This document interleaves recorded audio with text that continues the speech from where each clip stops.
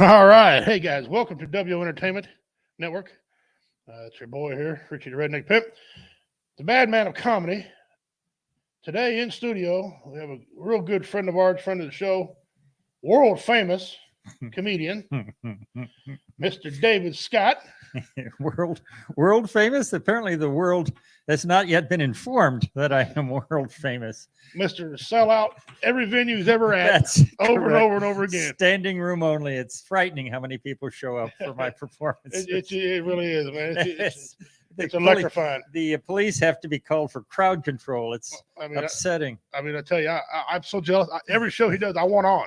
I want on. That's right. Because of the exposure. That's oh no. Actually, very few of my shows are standing room only because a lot of them are at nursing homes, and those guys have to be seated. They wouldn't make it. Or laying down. Yeah, they'd be wheeled out. Yeah. So we got him on there with us today, and so we're going to get into a few topics here. I'll get in my rant. Okay. In just a second.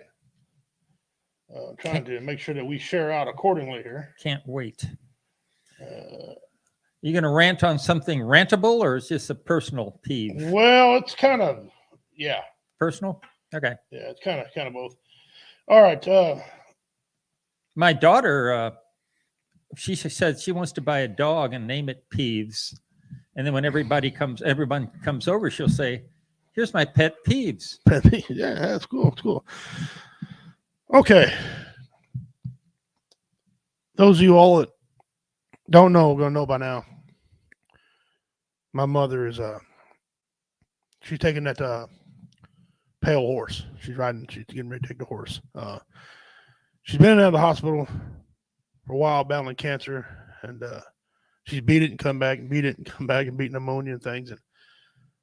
But now and I apologize if I mess up any of these initials, ATEC, VTEC, VTAB, ATAB, BTEC, whatever that's called. Not making fun of it at all. Her heart was going off the charts, 210, 220 beats a minute. They still haven't got all the way down. It's been 5-7 days.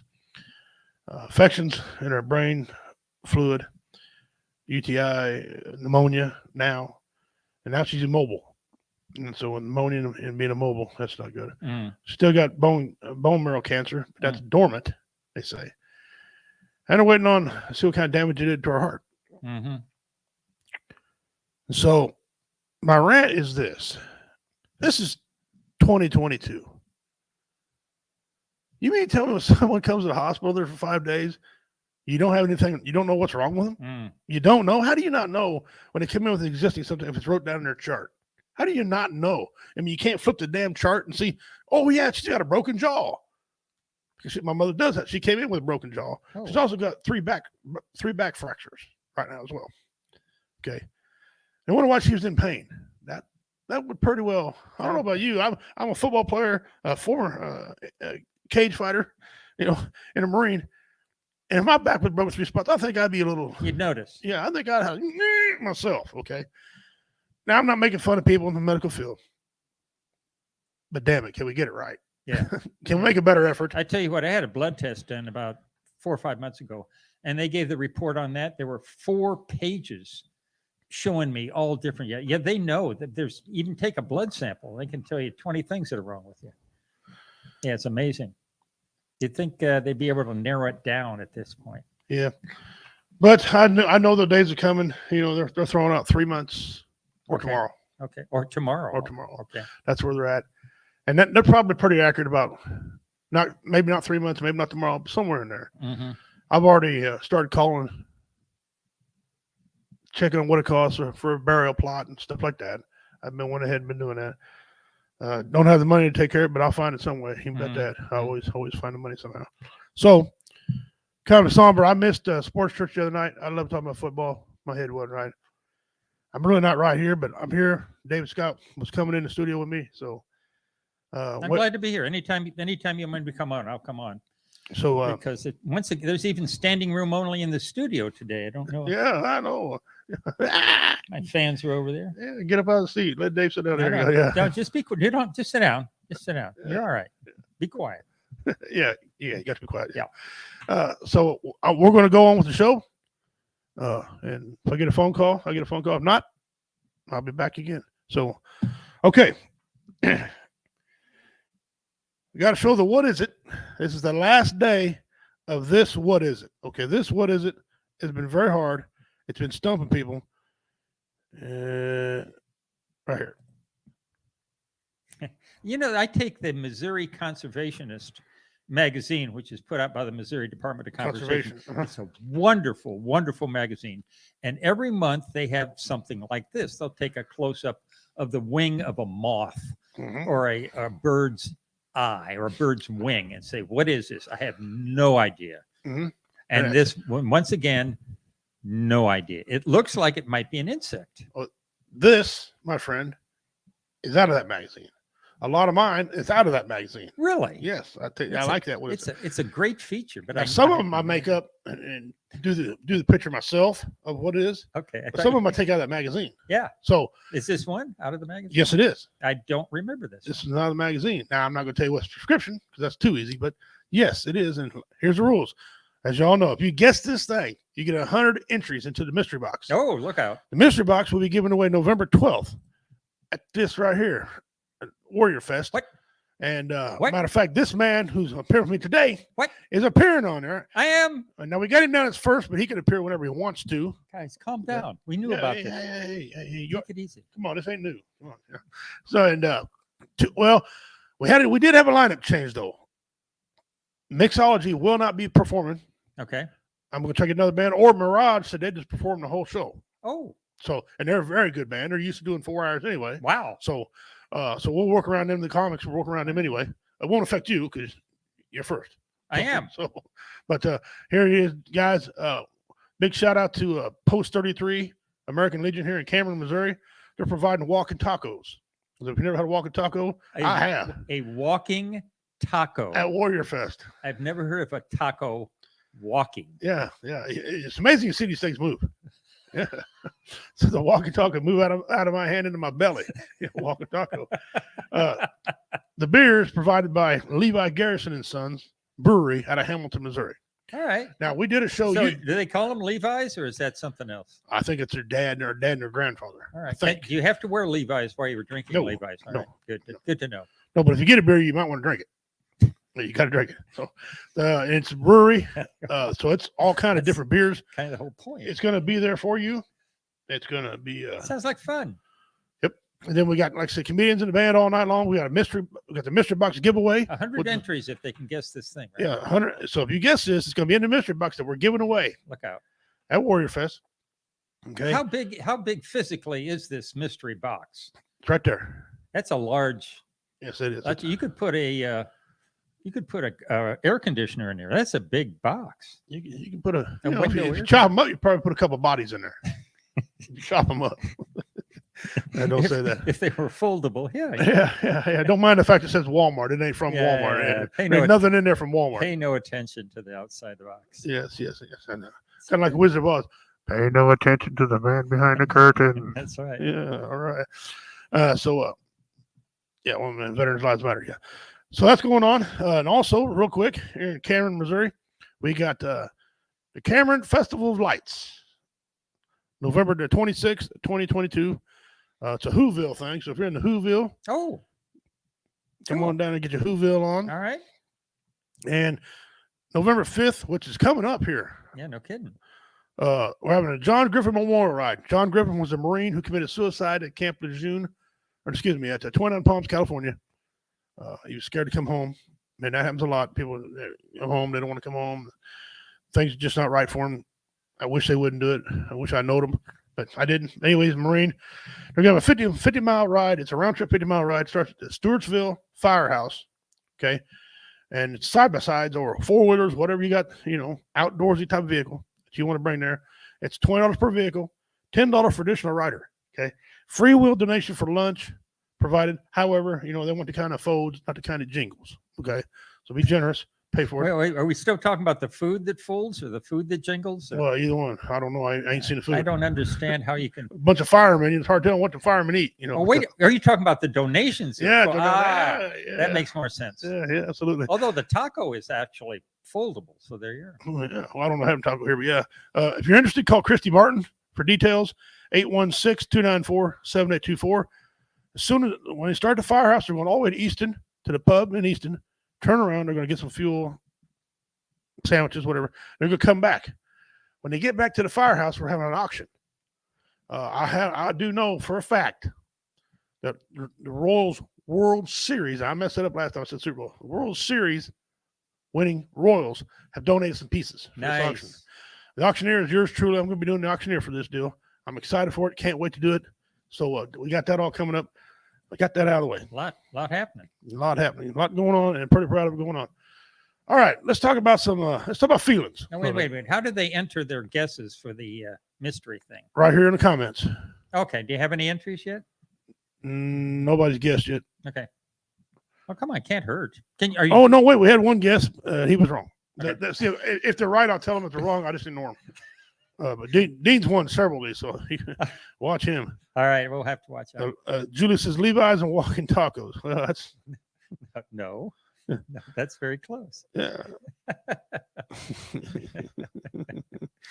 Julie, she's on from Australia. Thanks for coming in. Carl Lewis, so you're there, Dean. Guys, appreciate it. Share this out. I didn't get a chance to share it out all the way. But yeah, share it out all over everywhere if you can. Let's get some people on here. Go. If you guys want to come on the show, join us today. I'll send you a link and you just pop right in and we'll put you up there and you can just talk and have fun. You can talk with David Scott here and meet him. All right, David, let's get to the topic here. Okay. Feelings. What else? Is there an alternate topic? Well, yeah, that was a little sadder. Yeah. Feelings, good, bad, or ugly.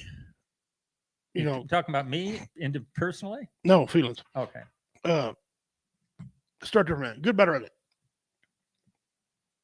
Feelings, a lot of people haven't let them take over their lives. A lot of people make emotional decisions on feelings, usually, and not logical facts. Okay. You know, it's not good to make a decision about something when you're mad, because you're not going to get the only decision you're seeing is rage. The hardest things I had to learn was sleep on it. That was one of the hardest things I had to learn. Don't get in a hurry, sleep on it, and see how you feel in the morning. And that has saved my butt more than once. All I had to do is take a day off, come back when you're feeling better, and now take a look at it, see what you think. Right. And Yeah. It's wonderful advice that is extremely difficult to follow. It is. And a lot of times you see that's one of the leading reasons for divorces: money, death of a child, and domestic violence. Okay. Obviously, feelings are playing a big part in domestic violence. That's rage. Some people can't handle the rage. Some people can't. Some people cry all the time. Okay, I've actually seen that. I forget what it's called, but it's just where they're sad. They just want to cry all the time. That's not good for you either. You know. So the reason I'm asking you this, because in our line of work, being comedians, our job is to elicit a certain response. Right. Hopefully, it ain't running up on stage and kicking at us. Okay. Hopefully, it's laughter. That's what we're looking for. You know, and talk a little about you being a comedian and what it's like to look out in the crowd and see somebody just dying laughing. That is so much. I tell you what, it's been hard for me to learn just to enjoy the moment. I'll tell a joke because usually here's how comedians get their training. You're given 5 minutes and you have to tell as many jokes. I tried to tell as funny as I could in 5 minutes. So it was very compressed. So if somebody laughed, it actually was annoying.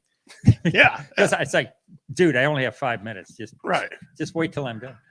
But it took me a long time to shake that, and somebody will laugh and just sit there and enjoy the moment. Right. And if you wait long enough, sometimes they'll laugh twice. Right. At one joke, and it's a great feeling. Yeah, but it was hard for me to get over that. Chop, chop. Got jokes to tell. Let's move along. And it's good that you did that, because laughter is a praise for your joke. That's your reward for that one joke. That's right. That's your currency for that joke. That's it. And me being a storyteller, 5 minutes is not sometimes I squeeze 2 jokes in 5 minutes. The stories take a little longer to tell. But I had a joke. I don't know if you remember. 2 jokes in 5 minutes. What's wrong with him? Crazy man. Yeah, what's wrong with him? Okay. Yeah, you're constipated. The pepper in your ass. Yeah. I don't know if you remember the joke I used to tell called lava. Yeah. That was a long joke. Yeah, that's a long joke. But when I get to the end of it, me being constipated and had to go to proctologist. That's funny. So it's hard to squeeze that joke, condense it down. I like what you did there. You squeezed the joke. Yeah, squeeze the joke. Thank you very much. That's called a callback in our business too. Yeah. A lot of people don't know that. It's called callback. Now, I like the other response as well. I like sitting out there if someone's staring at you, arms folded, not laughing. I seem like a challenge. I want to make them laugh then, right? See, I did that one time to a gentleman, or to a lady. She was Miss Mean Mugging me. When I was finally done, she's like, yeah, the whole time. Like, where you been? What? Yeah. So she came up to me afterwards. You're a very funny guy. She goes, I like to hold my laughter after the set. Well, I noticed that. Yeah. I noticed. And she goes, well, a lot of comedians are mad about that. Well, we're not really mad. We're wondering why ain't you laughing? Right. The joke's not funny enough. Oh no, they're funny. Well, at least give us a little bit of something else. Yeah. Quiver a lip. Thumbs up, anything. Yeah. We'll go a nostril. Now, see, but I perform at nursing homes, so I'm used to guys not laughing. So for me, it doesn't bother me any once that I don't feel that obligation to make everyone laugh. Yeah. It's like, well, I think I'm funny, but you may not. I'm funny looking. I got twofer. Yeah. The bad part about all the laughing, or about feelings, is some people distort their feelings. They have what they call fake feelings. Okay, they want to be important. They want to be like they're involved in something, but inside they don't. Inside they're saying to themselves, "These two are stupid." What am I doing? Why am I wasting my time? Well, that happens, and I'm not talking about politics here, but I'm not talking about Republican or Democrat. I'm talking when you see these politicians, they come down and they pretend like they care. They don't know what they're doing. Yeah, they don't know. I seen one time come down and go mudding. Hey, go mudding. He said. I said, okay. So I asked him questions. I was a guest speaker. Why people keep hiring me as a guest speaker? I have no clue, but whatever. So I was asking. You'd think they'd learn. You think they'd learn, man? I mean, it's not like mush mouth on Fat Albert, but whatever. What were we thinking? Yeah. Hey, anyway, they pay me and keep calling me, so parent, whatever. And so I asked him, I said, what do you know about mudding? What kind of vehicle can you use? He goes, well, what do you mean with vehicle? I said, you do know you take 4-wheel drive trucks and tractors through the mudding. Oh, that wasn't what I was here for. So, what do you think mudding meant? He said, I thought maybe I got down my underwear and ran through the mud. Well, no, that's not excluded. I said, no, that's not welcome. We don't do that here. I said, that's something you do after a night at Taco Bell. Slide your underwear through the mud. That's right. He laughed. That's funny. He said, I really got to get in a 4-wheel drive truck. I said, yeah. You ever been in a 4-wheel drive truck? Because, man, I'm from Kansas City. I live right in the suburb. I don't even know what a truck is. They don't have no trucks in Kansas City. Yeah, not like here. Me. There are trucks in Kansas City. And these were, believe me. This one here, he got in. We got him up in there. We put a step ladder up the door. That's right. And he ran up in there. He goes, he was shaking. The driver's like, get on in here, bud. Let's go. I mean, this guy was just redneck as redneck can be, right? Get on in here. He's like, oh, my God. I hear banjos. He goes, banjos? Man, I ain't a hillbilly. Get in here. We got him in there. We put a helmet on him. Because why, I don't know. The driver didn't have no helmet. He didn't care. Okay. Well, he'd already been in a few accidents, apparently. Apparently so. He got his bell rung. The redneck opened him a beer, handed him a beer. Poulter's like, well, I don't drink a drink. He goes, I'm not going down the road. This is private property. I'm not going to get pulled over. So that is not happening here. He did the whole Stone Cold thing. The driver did. He slammed in beer. He's pouring down. He said, wow, let's go. This guy's hollering, get me the hell out of here. He grabbed that first gear and mud was just flying on. And this guy, I mean, the truck was tipping over. It's going sideways. When he got out, he flew. He didn't open the door. He jumped out the freaking window to get out of there. He didn't volunteer for any more mudders. Yeah, that was his last mudder. Yeah, that was the last mud thing he wanted to do. Been to a couple of fodders, but no more mudders. So anyway, that was fake emotion got him in trouble. Oh, right. Until he liked stop. Okay. Stop. Like right now, I probably should not be pretending that I like you. Yes, just stop. Okay. Just quit. All right. I'm getting pretty good at it, though. Oh, you got Academy Award. You do. You're going to be up. You'll get ESPY Award, I guess. That's right. An ESPY, yeah. That's right. But the ugly feelings, I can only describe these as my ex-wife. My ex-wife, I don't call women this term, the C word. I don't. I think it's a disgusting, derogatory word to women, and I don't call them that. But if I did, she'd be it. She puts the unt in.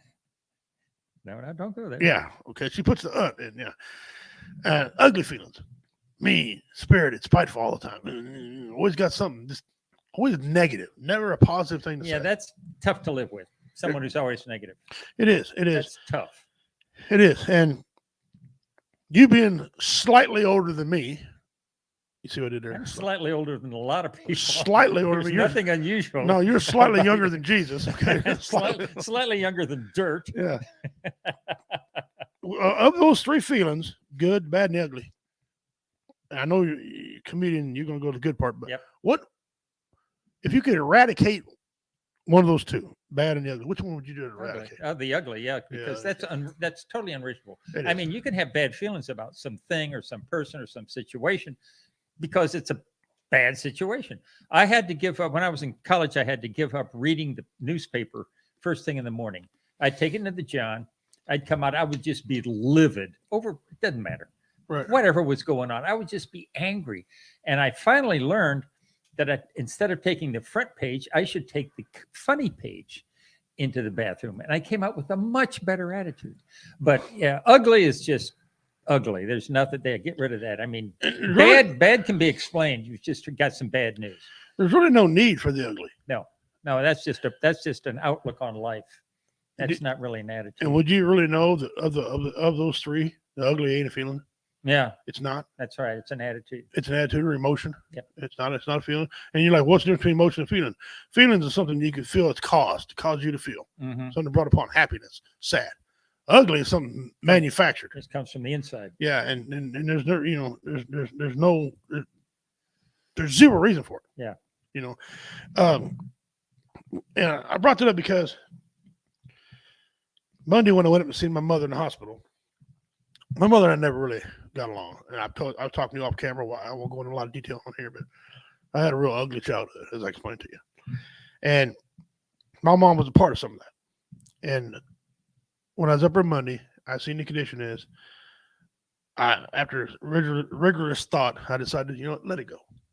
That is such a good decision and so difficult to arrive at. It is. It was Very you wouldn't tough. have any idea how Very hard tough to adopt an attitude of forgiveness. Let it go. it really was. And But it's excellent decision. I mean, it wasn't like Very she hard to make. It wasn't like she stole $5 from me. This was some serious things happened to me.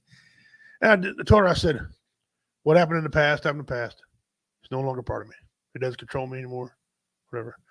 Wish you the best, and I hope you, if you decide to take the Great Spirit, the train and go in peace. Mm. And I'm not saying she would have died tonight or tomorrow, but it's coming. I just want her to know no more thoughts if I don't like her or not. Well, good for you. That's over. That's honorable. And I felt a hell of a lot better when I did that. Yes. Absolutely did. Yes. Although now I got the, other thoughts of, losing my mother, but I'm 51 years old. I don't, sad thing is I really hadn't needed her since I was 15. That is sad. It's sad.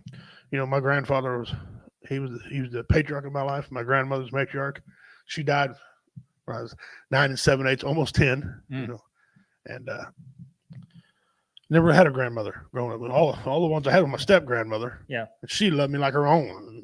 Wonderful. That's a wonderful feeling, isn't it? Yeah, it was. So anyway, made amends for that. And the feelings I got right now are different spectrum of feelings. Okay. And we're going to talk a little more here. Don't let your feelings live your life for you, because you turn into ugly. You get the ugly feeling, and nobody wants that. You're living your life with all these negative thoughts. But in comedy, you see a lot of. I've been doing research on. There's been a lot of censorship now wanting to happen to comedy. They want to tell us what we can say and what we can't say. Okay. Now you don't necessarily have to worry about that because you're the king of clean comedy. I only do clean comedy. However, if you offend somebody with clean comedy, first of all, something wrong with them. Okay, and if they're offended, I like to think that if they're offended by comedy in general, there's something wrong with them anyway. I like to think they aren't. If you aren't laughing, why? What's wrong with you? Why are you nothing coming wrong to the with show? nothing wrong with the joke. I remember one time I performed one evening, and had told these jokes and got a great reception. The next day I was performing at a nursing home, same jokes. I got nothing. Right. I said, These are funny yesterday. What happened? Y'all laughed yesterday I was here. I was like, Yeah. these jokes were funny yesterday. I Yeah. thought they'd be good today. Yeah, forgive me. What's going on here? Yeah, Yeah. really. And I always want to tell them, well, if you just didn't want to come laugh, just make a donation and leave. You don't have to pay. You can buy a ticket, but you don't have to. No, if you just want to come, say, you know what? I don't want to see the That's- comedy, but I'll give a donation. You're not going to laugh. It's the same thing. You just Yeah. give a donation and leave. Now, you don't really Buy 10 tickets and don't show up. That'd be better. the problem I have with it is when they complain about comedy, if they come to an adult show, Yeah. And see, you do something that I admire. You say family, entertainment, and adult. And you make the distinction so people know that there's a choice. Right. Yeah. and would you believe some people still get offended? Yeah. At some point, that's on them, no longer on you, because I got a lot of comedians that I perform with. You guys and all of us guys, there's anywhere from 9 to 12 of us that usually perform together. So you do absolutely awesome clean. Oh, yes, I do. I pride myself on that. Our brother Richard Montano, Yep. he don't do any He clean. does not. Okay, Yeah. so if you come to a clean show, expect to see, or you come to comedy, expect to see clean from him, you're in trouble. Yeah. You're in trouble. Our brother Tater, who's going to be performing Waterfest, Okay. he doesn't exactly do clean either. No, he does Okay, I do either one. I can do both of them. Okay, I perform equally both of them. Roy Anthony, he's going to be there. He performs clean comedy. Did not. Oh, I'm looking forward to meeting him. He's a good dude. And you'll meet him. He's one of the Is hosts he on the one show. of the ones that leaves his clothes on when he performs? Yes. Okay, good. Yes. So Me too. and Typhoon could do either one. Typhoon likes adult. Yes, he can do either one. Either one. We'll see them guys. They can do. So you got to know that, right? Well, when you put out these damn flyers, and you say I put on there clean, I want them to know to come to clean show. I had a lady come to the show. She was just mad. Second comedian, she was just foaming at the ears. Instead of leaving, she stayed for the finale, which made her even more mad. And it really wasn't nothing too far off. I mean, you heard Richard said he cusses some, but he's really not derogatory or anything like that, right?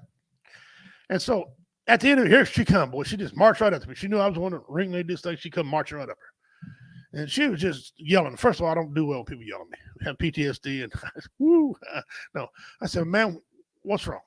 I was offended. I might have said, what else is new? Okay, because she was mad. She goes, well, I come here and I hear about dicks and vaginas. Ma'am, you know this is an adult show, right? Nope, didn't know that. I said, I got her. I said, okay. You got a driver's license? Yeah, I don't see what that's about. I said, you remember, you got a driver's license? Yes, I do. I said, that means you had to read a driver's book to get it. Yeah, I read quite well. You read quite well. Yeah, I got 2 years college. You got 2 years college. I grabbed a flyer and said, what the hell does this say? That's what she said. Comedy Vets presents adult Hello. What else? I didn't have to say anything else. Yeah. I just pointed at it. That don't make a difference. No, I said, Yes, ma'am, that yes, makes a that's- big difference. That is the definition of the difference you're You know, talking about. I didn't ambush you. Yeah. You knew it was in all papers that says adult. Okay. I can't spell out what adult means. I mean, if you're that silly. Yeah. And she was not a young woman. She was probably in her early 50s. So she was educated, mature. And they get mad about that. It just drives me plumb mad. Yeah. Well, I don't have that problem because I don't tell dirty jokes. I actually have told a couple dirty jokes, which guys thought were hilarious, but I'm like, it's not worth it. It's not worth it for me to ruin my reputation as a clean comedian for a couple of laughs in a bar somewhere. It's like, no, if this gets on tape, I'm in trouble. So I stopped. And that's a two-edged sword in our industry. Okay. Yeah, you got something on tape to draw them in. You don't want to give them too much because they won't put their ass in the seat. Right. But also, if you're nasty and filthy, they've seen all they see. They don't want to see no more. That's it. Okay, so you got to walk a fine line with the tape stuff. But adult is a little more Richard Pryor. Yeah. Thing about Richard Pryor. Richard Pryor was one of the few comedians I know who could perform in a high school, go perform on Sunday in church, and then do a bar on Saturday night. Yeah. He could do it. And what impressed me about not only his humor, but I watched one. It's like a 45-minute show, start to finish, just him on stage. Mm-hmm. At the end of the show, he had sweat through his shirt. He was a very physical comedian, and I Yeah. didn't really appreciate that because I'd only seen him on the Tonight Show. Where Yeah. you only have a few minutes. Mhm. In his set, he gave it. He was all out. He was totally committed to his bits, and he had sweat stains on his shirt from just working so hard to make people laugh. I was very appreciative. I did not appreciate that about how much of himself he put into Right. his performance. Yeah, and George Carlin, he was always he'd move forward, move back to get their attention, Yeah. and people don't appreciate Yeah, it. Carlin was very intense. And he's very It was smart too, impossible for you to ignore what he was saying Yeah. because he was so in your face. and he would practice so hard where to put the right word. Mm-hmm. Words meant everything to him. He was a very intelligent man, and so when people come, I've had people tell me you were performing one time, and it was all clean set. Everybody was clean. This old couple got up and left. They walked out.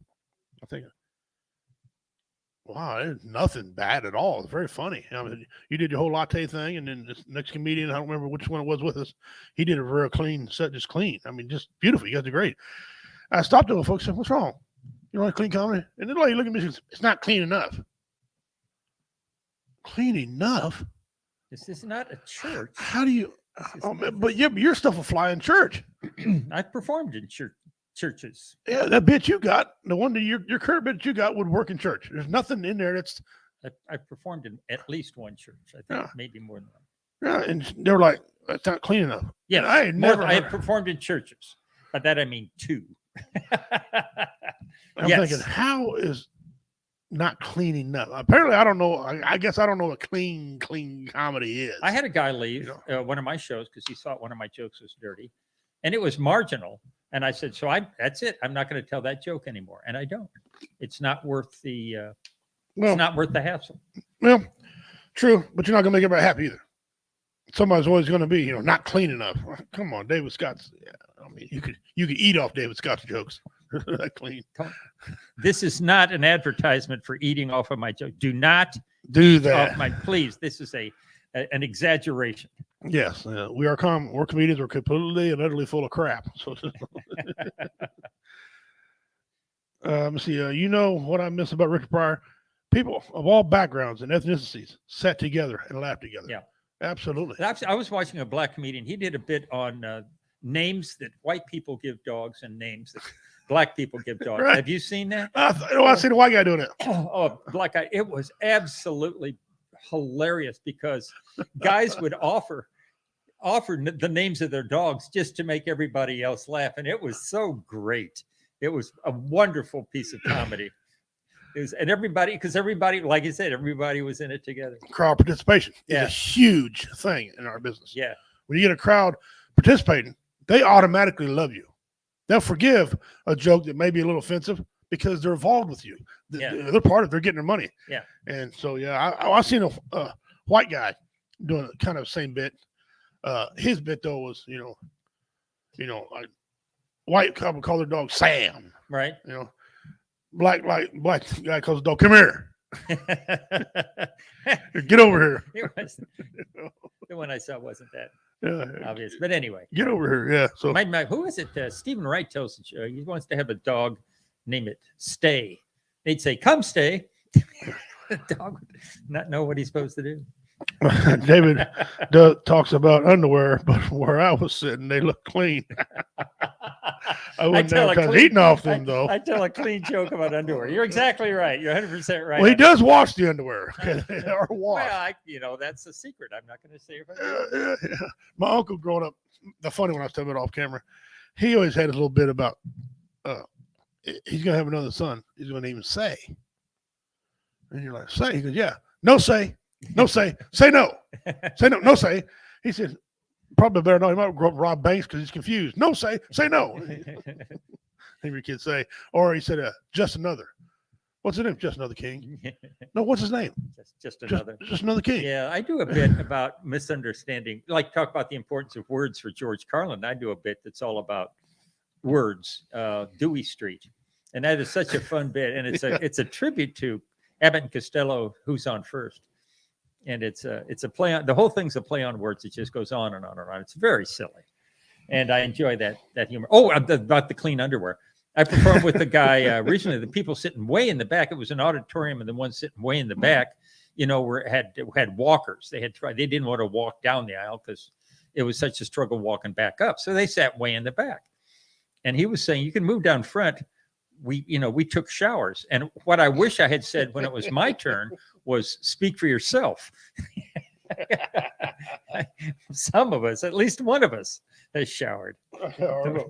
Shower. Yeah. Oh, I'm sorry. Oh, this is your bit. Yeah. Well, hey, not everybody can be attuned. I understand. I understand. Anyway, So moving on. now you've been to Warrior Fest now. This is what, your fourth, maybe fifth time? You've been all but one, I remember. Yeah. I think this is the fifth or the sixth one. Talk, because I know I got certain veterans listening on here and stuff. And tell us a little about Warrior Fest and your experience with Warrior Fest. It's the thing that impresses me about it is the love and support within the Warrior Fest performer community. The guys that are performing really appreciate it. I remember one time we were doing one in a band. The band that had just gotten off stage sat in the front row and supported the comedian that was on next. Yeah, it's very supportive feeling. It's like we're all in this together kind of thing. Very much so. Yeah. Absolutely. Yeah. I know. Well, first of all, I appreciate it. I know when I call you up, you say, "Let me check my calendar." Yeah. And if it's clear, you're like, "Yeah, write me down." Yeah. Right now. No question. Only question you have, and I understand it, is it's not in a bar, is it? That's it. I do not do well in bars. No. Well, and technically, a lot of us don't, because it really doesn't. Warrior Fest doesn't really fit a bar, because there's a lot of noise in a bar. People are having conversations over here. You got people who want to watch, who come to watch us, but they can't hear, right? And we can only turn that stuff up so much before it starts bouncing, and it sounds like all garbled. Yeah, there's a couple ways to get over that. One is just to be very aggressive on stage. When I've seen that work, but that's not me.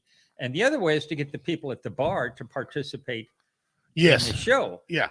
And I've seen that work. Yeah. But then after they participate in the show, some just go back to drinking and talking. Yeah, and then you get, when you drink, you get louder and louder. Yeah, exactly. And then if you're in a tight confined, the band noise is really, So I do better in auditoriums. Yeah. But Warrior Fest doesn't really fit an auditorium because you got a band and need room to play and all this stuff to dance for. So it's kind of I got to find the right venue. Yeah. So this year is the last year for Warrior Fest in November. Okay. Really? Yeah, I'm going to do something else for veterans next year and Veterans Weekend. Well, good for you. Warrior Fest, though, I'm not canceling it. I'm going to move it to June. Okay. Because this year I learned quite a bit about it. Because the pandemic, a lot of people now are living their lives a certain way. Okay. People want to come and want to support, but they don't always want to be elbow to elbow and things, whether they wear a mask or not. A lot of them still don't want to be elbow to elbow. Yep. They don't want to be on the bar scenes. Yep. The shooting's going on. They don't want that. I always leave space between. If I'm in a line, I leave a lot more space now than I used to. Yeah. That's an example. Well, you're 300. You got to be. I need to get a running start to get up to the counter. Come on, give me a shove. Help me out here, friend. Hey, kid, push me. Shut up, push me. So what I'm going to do is I'm going to put it outside. I've heard a lot of people talk about, well, can you have it outside? I said, well, November in Missouri, it's one of two things. It's either 70 degrees or cold. Yeah. That's just there's usually no in between. It's risky. Okay. And the sun starts to go down around that time. And you're in trouble. And so people ain't going to stand outside. No band's going to play. Some of them prima donnas, they're not. I ain't standing out there in a winter coat going, okay. So it's like an Eskimo. I ain't going to do it. That's right. And, of course, nobody's going to come and watch you, and we depend on people coming. So I'm going to get me an outdoor venue, whether it's an open field, whatever, that has these places. Like that's got, restrooms and hookups and stuff. And I'm going to invite vendors. There you go. To come in, pay me $35 for the event, right? And they come in, line up. I'll line up, family-friendly comedians during the day. I'll tell the city, look, I got after 9:00. If I got any comedians coming up, they're going to be adult. So that way, no one's confused about because it's outdoor, it's open there, and it will be. But and then I'm gonna have a couple bands outside, and that's what I'm gonna do. I'm gonna stay a 1 day event. We used to be 2 day event. Worked out great, except the bar had a dedicate 2 day spot. Bars were getting like, man, that's 2 days. We're losing our normal stuff. Yeah.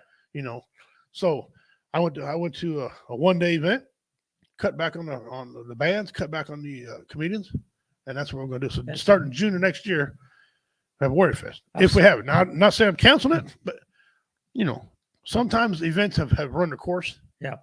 And so this is the last year. So you're part of the last year. All right. I'll check my calendar, see if I'm available June of next year. And we'll see. It won't be June of next year. It won't be no more June. June. We'll try June and see what it is. I'm going to try to get the week after Memorial Day. The reason for that's a strategic plan. Reason veterans and everybody are still on the minds of the people for Memorial Day. Why not go to a concert helping veterans? I'm trying that's a great plan. I'm trying to plan Let's on do it. Dean Cerny says, I'm a huge fan of personal space. Some people are. I got a little bit of claustrophobia. Like, when I'm in jail, so for example, they got put. Oh, maybe I don't want to hear that story, but yeah, I can't. Yeah. just leave it at that. Moving on. Yeah, but I retired from that behavior though. I don't do any more of that anymore. That's a good decision. Well, let's take a little small pause here before we get into our second topic, because our second topic is a little sadder. You got some skin in that fight as well. All right. On the next topic, let's do some of our memes that we like to do. Okay. All right. These are fun. Again, one more time, Warrior Fest. There's the address for everybody want to come. It's going to be a good time. I mean, listen, David Scott's worldwide funny. He's like our headliner premier comedian when he's coming in here. And so he's bringing in 900 people with him, David Scott is. So come see David Scott, 900 people. Oh, yeah? Yeah, crap. That place won't hold 900 people. I was going to say, where are you going to put them? Yeah. It's not enough parking spots. No. And, all right. If you ever thought maybe somebody else can't be having a worse day than you? I have thought that, and then I was shown somebody who was having a worse day than I was. Well, and I'm like, I got it pretty good. I think this guy here wins. I will never complain about my job again. What's he looking for? His car keys? His wristwatch, a phone. That's that's an elephant's ass too. So wow. I'd hate to be the any part of that action. Good Lord. I don't know. Talk about a colonoscopy. Well, this guy right here, they don't pay me enough. No. But he's dressed for the job. He must be the supervisor. Wow. But the other guy, whoo, got a giant condom on there. He has he must have a miner's helmet light in there or something. What's he got? He's got a candle. A flash. He's not using his phone, I don't think. I hope it ain't open flame. Oh, yeah. Good gravy. Here we go. Here's the next one. All right. Parking available in any space available. No shit. Parking available in empty spaces only. Okay, here's the question. What happened so that they had to make a sign that said that? What occasioned the creation of this? Because that's so obvious. It's like there's a comedian who does a bit about in a motel he checked in. They had these rules, but one of them was no rose petals in the hot tub. He's like, where? What? How many times that had to happen? What? Yeah. How many times? Tell you. Yeah. No rose petals in the hot tub. I guarantee somebody went mudding, parked a big giant 4-wheel truck on the grass, or behind somebody. Yeah, so that's what happened here. It's like something really didn't have to be said. I don't mind you putting a sign out for something like this, but you couldn't be more obvious with this here. Parking available in the empty space only. Yeah, did somebody climb over somebody's car? A cheating wife catch her husband and run over his... Something bad must have. I want to know the backstory to that. Yeah, I got to know that sign left me wondering. Yeah. Okay. All right, here we go. Insanity or genius? You decide.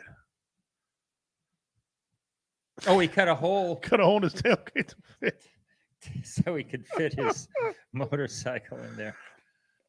That it won't open again because they cut right through there's a metal bar goes across there. Yeah, I can't. From the looks at it, it looks like it would have fit if he just parked it diagonally. My question, well, if he's got a strap on it, won't you just leave the tailgate down? Thank you. I don't take a genius just so many questions. Man, see, they just leave you wanting. Leave you wanting. All right. Southern people will turn off every light in the house except this one.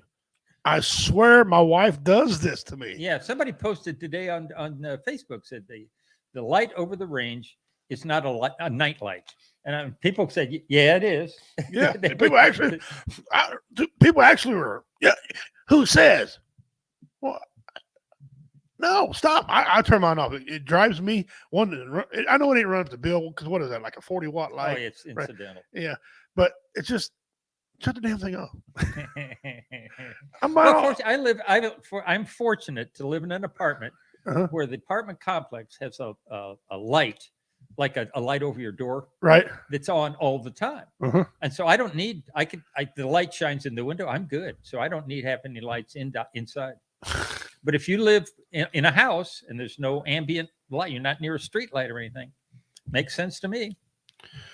I mean, especially if you need to go into the kitchen in the middle of the night because you never know. Because you're fat. There may be some cereal that needs eaten. I don't know. You got blood sugar you need to check with a spoon. Yeah. Okay. I started advertising these in about a month ago. These faces mixed with people's bodies and stuff. Okay. Here we go, Dean. Some of these, buddy. What do we got? Here we go. First one. Bob Dylan, Billy Bob Thornton. Billy Bob Dylan. That's a good one. You tell you what, he don't look half bad, does he? No, that's not bad. That's a good looking man right there. All right, here we go. This I apologize ahead of time. Good gravy. Machine Gun Kelly. Mike Tyson and Machine Gun Machine Gun Kelly. That's wrong. That's so wrong. Oh, my word, that's funny. It is funny. Huh?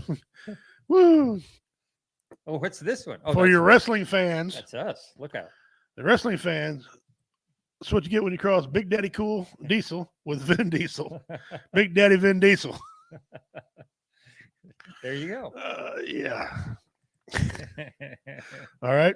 What would happen if you crossed us, I wonder? Axl Rose. Roseanne. Axl Roseanne. Now that one makes a lot of sense. That one makes. If you look at her, she don't look too far off from him when he was younger. Remember? Yeah. Yeah. That's actually very well done. I could get into that one. Yep. Axl Roseanne. Plus the name. Axl Roseanne. I like that one a lot. That's just awesome. That's awesome. I like the picture and I like the words both. It's good. This one here. Here, just look at it. Vin Sink. Vin Sink. Couple of them look just like wow. That's a good. That's a good one. Yeah. Okay, here comes John Travolta. Olivia Newton-John and John Travolta. There you go. Oh, there you go. Very nice. Olivia Newton-John Travolta. I was going to say, is that Olivia Newton-John? That's very good. It is. Okay, here you go. Here's one. Oh, and they were in the movie together. They were. It's a Grease thing. Yeah. Yeah, nice. Yeah. Here comes. If you change Dog to Bounty Hunter, this is what he looked like. Snoop the Bounty Hunter. Snoop Dogg the Bounty Hunter. There he goes. There he is. I can see that one. I can see it. Yeah. I don't know. Some say Snoop thought it was funny. He laughed about it. Oh, good. Do you like that one? Yeah. Okay, good. This one here, though. Well, here, just here. What is this? Gary Busey and Mary Tyler Moore. I don't know about that eye. That eye just killing me. Oh man! I don't know if they caught him in mid-wink or what. Oh Lord, that's funny. It's just wrong. Gary Tyler Moore. That's just, man. Okay. These are great. Here's a foreign leader. The last one of these for today. All right. This is what happens if you Kim Jong-il. All right. Wong Stamos. Oh, you can see Stamos come out of it. You see it there too. Oh, these are fun. Where do you get these? Off Facebook. Oh man, these are wonderful. Some send me some stuff. Yeah. That's the talent that goes into creating those. Yeah, I didn't make them.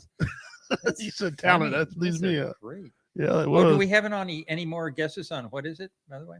I got to do it again in just a second. Okay. Right. Dean says, I don't think my oven light has ever been turned off. It's easy because we come on in the house through the kitchen, Yeah, but I'm tripping over everything. I do. That I agree. Well, while you're on there, Dean, why you got the subject? I got it. I just introduced it to the show. This wasn't written. Wife and I have a big debate. Not a huge debate. I mean, but debate. Is it more common for a person to come in the front door of their house or the back door of their house? Depends on the setup of the house. I think so, depending on where you park. Yeah. Yeah, Depends on the setup. We had a house for a long time. He came in through the garage. Yeah. Yeah. I mean, it just made more sense. To me, there's really no wrong answer. Although I think the front door is the best one to come in. Since I mean, I park. You haven't been in my house yet, but I live deep in the country and put my driveway. I park this way. The house says this way. I just walk down to the front door, or you can walk down the long walk, go to the back door. Mm-hmm. It's shorter. I'm lazy. Front door makes sense to me. That's right. That's why, because you're lazy. Yeah, no, that's not why. You may have a better reason, but laziness is not the reason. Yeah, no, yeah. So got that done. Well, Devil Dog didn't show up today. I thought he was going to be here, but I got some mother host. I got something he needs to explain. Okay, I found some things about Devil Dog. He needs to explain. All right. He's going trick or treating apparently this year. Say that again. He's going trick or treating. Trick or treating again. Obviously, he's going trick or treating this year. Okay. This is what he's wearing. These are his actual photos taken by his wife. By his wife. Oh my word! Is that legal in Missouri? No, it's not in Missouri. It's in Pennsylvania. Oh well, it's an even better. My question: did he lose a bet? Good grief! He's doing this on purpose. Yeah, he's taking it in stride too. Look at him. He's on it. He's into it. Yeah, I'll go back to this one right here. Look at that. Oh, good gravy. I'd rather like have me a beer or something. That is so wrong. Well, I'm glad he's having fun. That's hilarious. Yeah. My face is hurting. I'm laughing so much. Devil Dog, when I see you, brother, you're going to have to do some explaining. Got some splaining to do. You do now. Woo-hoo. Yeah. Oh, my word. Oh, pretty good. Pretty good them little things are. I like them. I'll have some more next week. So stay tuned for that. All right. Some of those I put up there like the man in the horse's ass or the elephant's ass. Yeah. Reminds me of this. We tried to reach out to the man who died in this pursuit. They were unavailable for comment. Micah, back to you. Yes, he's unavailable because he's dead. She's still working as a reporter, I wonder. Oh, she's probably the manager. She's probably the manager of the place by now. I mean, that's what I was told anyway. Some other city, I don't know where that was from, but yeah, they said that she got promoted up the ranks. Okay. Okay. You familiar with this picture here? Ah, there I am. That was the first? Was that not the first Last Comic Standing? I believe it was. The first one. Yeah. Yes, it was. That's me and one of the appreciative audience members. Yeah. You killed it. That's right. You killed him now. That's right. He was stunned. It was so funny. He was just stunned. Yes, he was. Oh, yeah. Oh, the world's. Oh, there you are.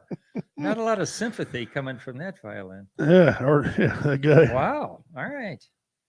That's for you on the way home with your trophy. That's it. That was me on the way home with my trophy. Yeah. Killed it.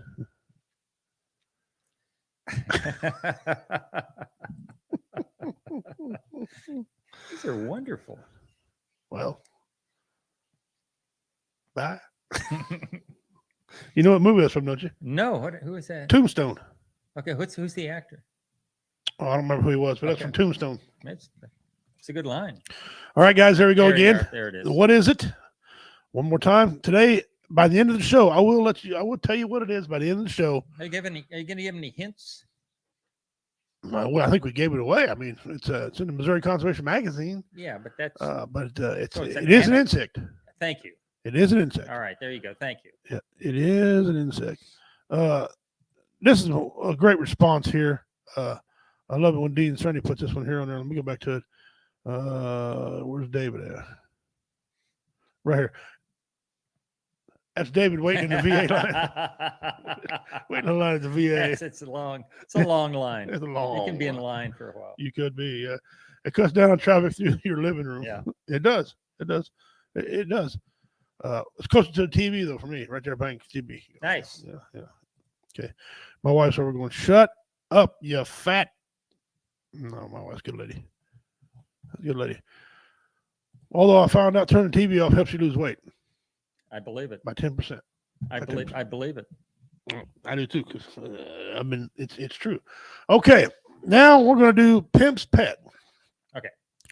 Now, I didn't cut these down, and I apologize. Getting my head ain't right. I would have had it cut better, but here it is, right here. I'll show you the pictures there. Good gravy. It's a pretty looking jellyfish. Okay, and let me see which one this thing is. It's right here.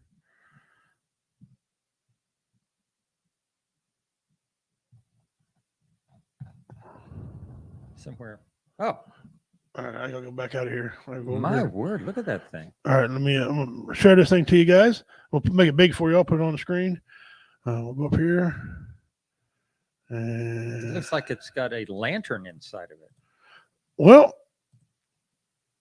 I'm not saying no, but it's got something weird in there. I don't know. That's a cool little creature. No kidding. It's in there somewhere. There you go. All right, look at this Look thing. at Look at that. this thing. It looks like it's some kind of glow in the dark jellyfish or What? something. It's a hydroid jellyfish All right. of the family of Oceanidae.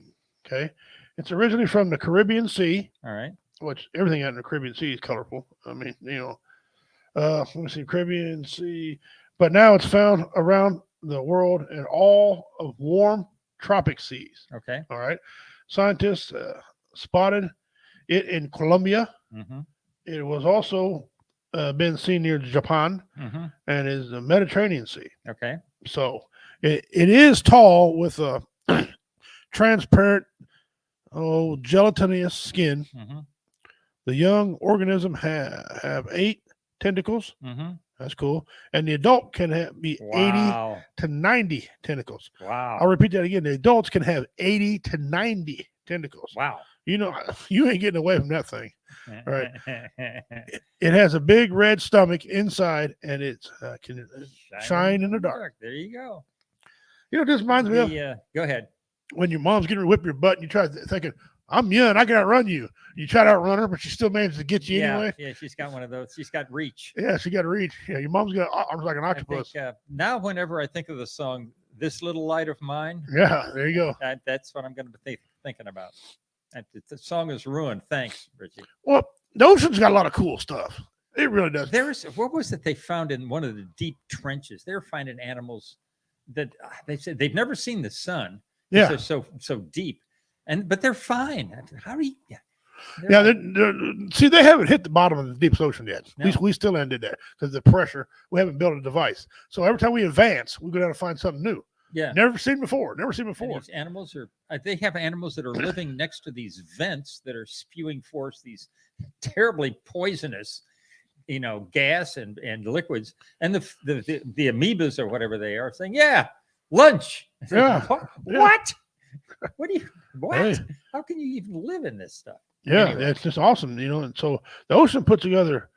That's amazing. If you ever get a chance to go to a zoo and see the oceanic, man, I always try to Mm. walk down to that part because being on land and being in the middle of the United States, you don't see a lot of this type of stuff anyway. Mm-hmm. So every time you go to an aquarium or Mhm. the zoos or something, you get to see this stuff. I would Enjoy it, man. recommend you going to the aquarium in Springfield next to, it's going to take me a minute to come up with the name, but it's world famous aquarium down there. And it's I don't know, like $20-$30. It's pretty expensive, worth every nickel. It's an amazing aquarium. And I'll think of the name of it before long. Just give me a minute. Dean says that we have explored more of our solar system than we have our oceans. Mm-hmm. That is indeed correct. Mm-hmm. I mean, the pressure. I watched it wasn't Jacques Cousteau. It was one of the guys that used them yellow-looking, belly-looking things, submarine things. And he said we can go deeper than we could 20 years ago because we're using 9-inch thick glass. He said 9 inches thick. The glasses are on these submarines, Mhm. right? He said, but it's still not deep enough to go down further.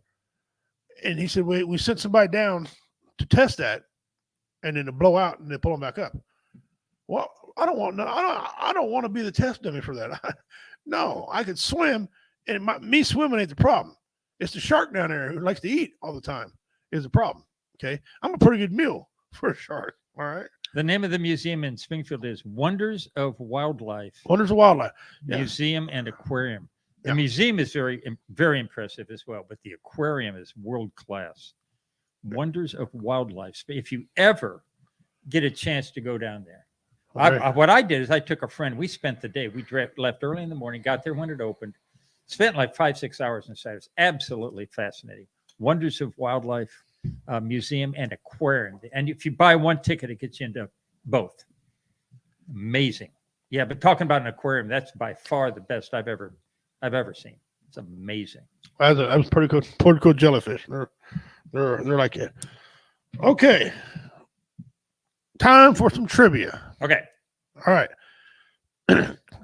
Who invented NFL football? Well, major pro football. Who invented? Was George Hallis involved in that? Because he was an early Brown. What's his name? Who used to own the Brown? Alice? No. No, Who George Hallis was who invented- Chicago Bears. Yeah, who invented football? There's your answer right there. You see your answer on the screen? Walter Camp. Oh, you wasn't supposed to say it. Oh, sorry. You just gave it away.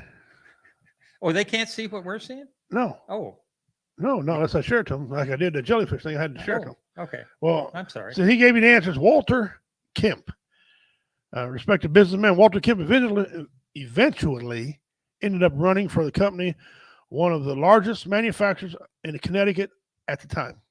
Walter Kemp is credited with alluring the rules of rugby to create the game to modern North American football Did not know we are that. familiar with today. Yeah, you know what's missing from rugby is the forward pass. And that was the big difference between the two. In football, of course, the forward pass is such an integral part of the game. We never think of a time when there was no such thing as a forward pass. And there was. In rugby, there's still no forward pass. You can only pass backwards. They're only laterals. All right, we're going to do it. I'm sorry. I thought they could see that. That's okay. Here's another trivia question. Okay. Since, I'm not going to give it away this yeah. time. who is known as the father of football? Who is known as the father of football?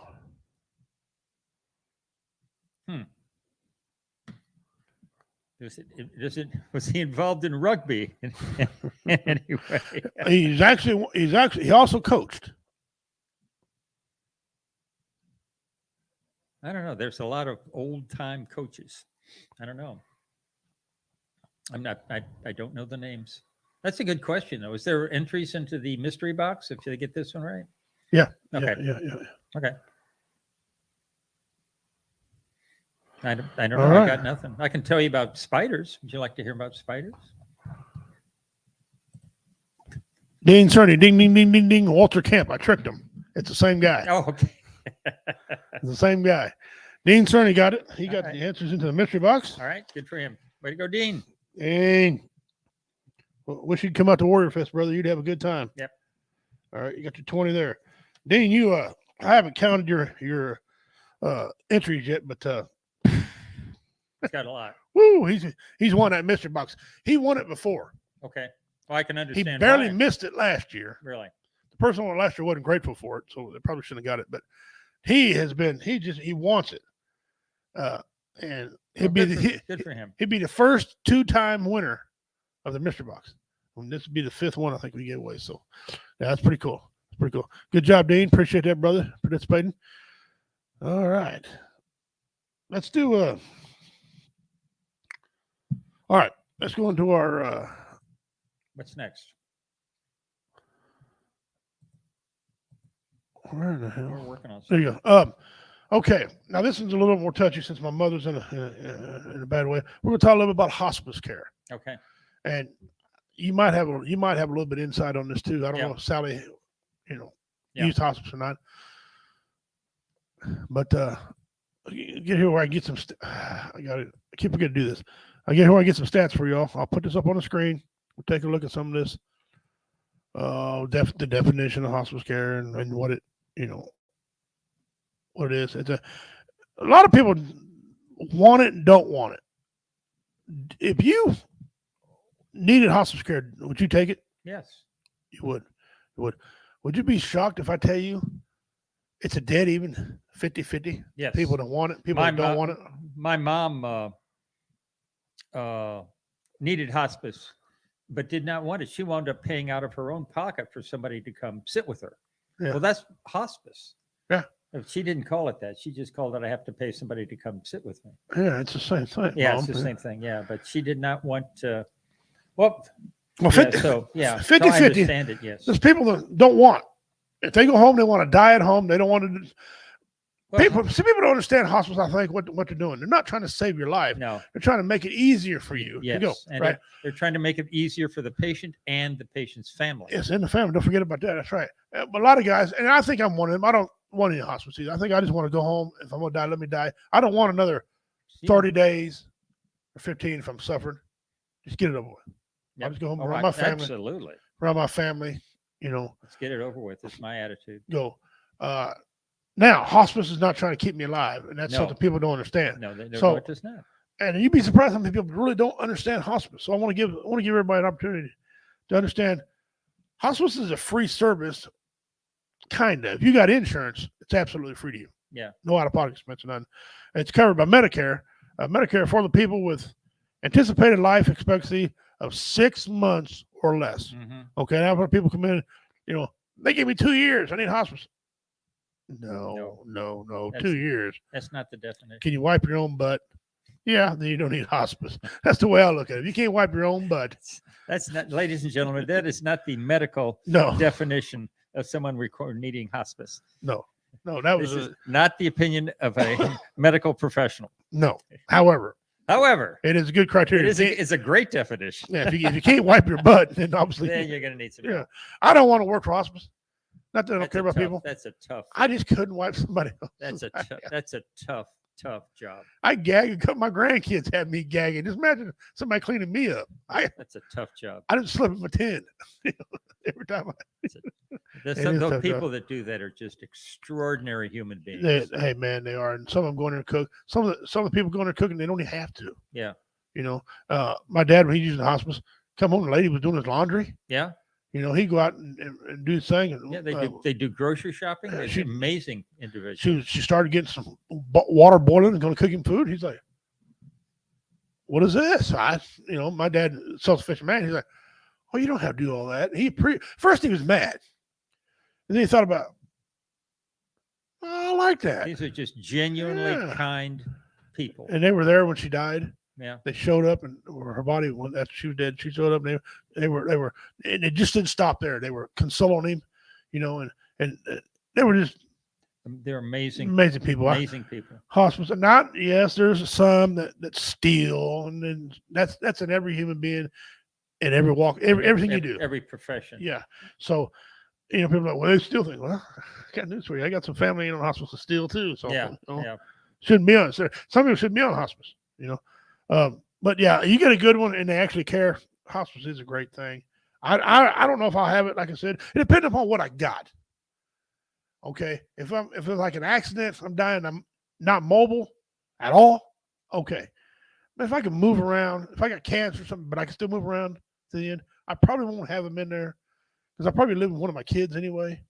So I don't know. I'd have to cross that bridge, I guess, David, when I got there. Yeah. But I would not. And based on what I've seen with my wife, I would have no hesitation. Yes. Tell us about that experience you had with your My wife had Alzheimer's, so it took her quite a while to from the time she was diagnosed to the time she passed. But the more advanced the disease was, the more care she needed.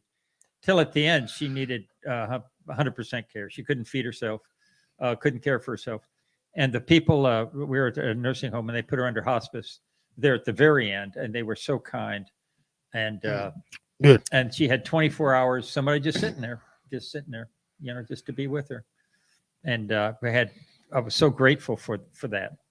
Yeah, I would not hesitate to. If I were in a similar boat, that's what I want would happen to me. Nice.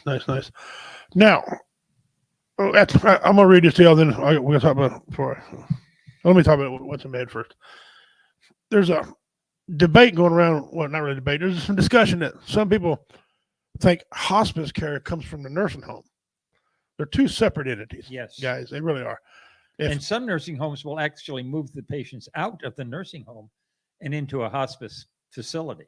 Yeah. They don't do hospice in the nursing home. Yeah. Some of them it's separate. Yeah, a lot of them. That is correct. Yep. Around here, with more rural, that's not necessarily the case. But don't turn it down because in the hospital. Because sometimes hospice care is better care than what they're going to get at the nursing home. Yes. Have you ever been to some of these nursing homes? You're like, wow. Yeah. Well, in a nursing home, they expect you to be able to ask for help.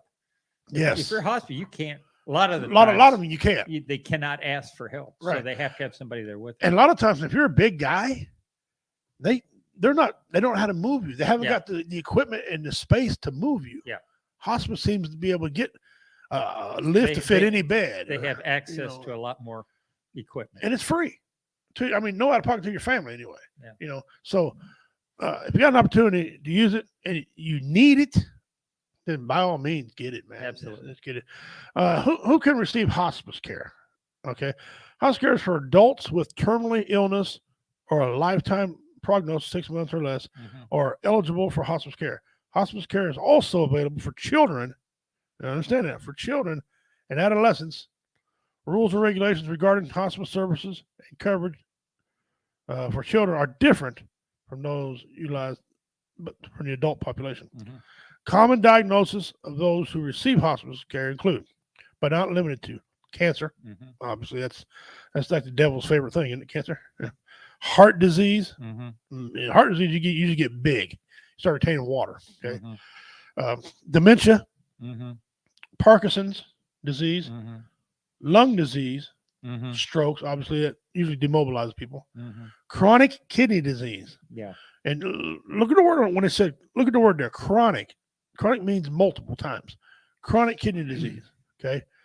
Cirrhosis. Or psoriasis. My bad. Psoriasis. And Lou Gehrig's disease or ALS. ALS. So those are some of the things there, and I can guarantee you got some of those things. You need hospice. Okay. Stroke probably come to mind. It's for people who cannot care for themselves. Yeah. And their and families who can't do it. Yeah. Like for example, when my mom gets just bad enough when she gets out of the hospital to go her final destination, she can't go back to her apartment no more. No. She's now immobile. No. So she can't do that. Here's the problem we got. I live deep in the country and got stairs in my house. I got 2 bedrooms upstairs that are not filled. There ain't no way she can get up the stairs.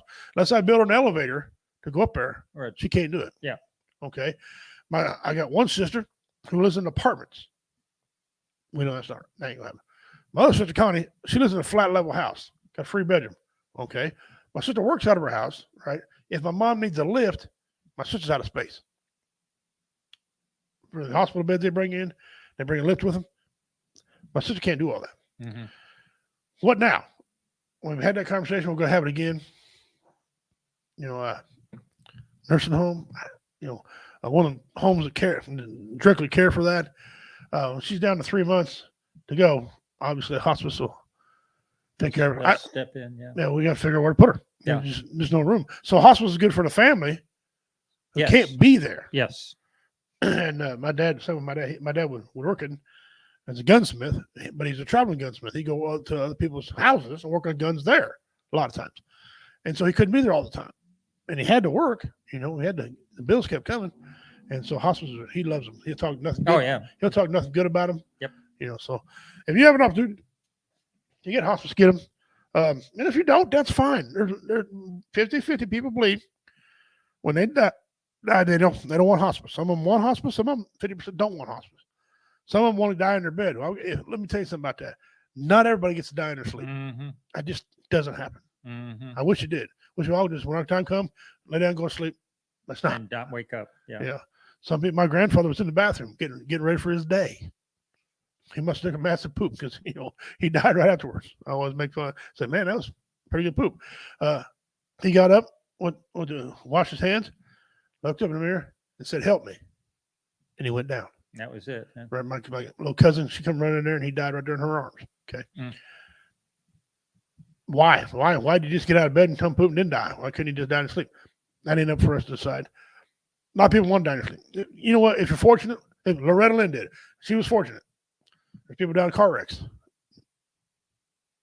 So, yeah, we're not all that fortunate. So, anyway, hospice care, guys, it's a pretty good thing. Here's some of the things they provide. Time and service of care team include visits to the patient's location by a hospice physician, nurse, medical social worker, home health aide, and a chaplain or spiritual advisor. Right. Chaplain or spiritual advisor. So whatever religion you are, they try to have somebody for you. Medication for symptoms control, including pain relief. Right. My wife and I both have end of life agreements. I forget what they're called. Right.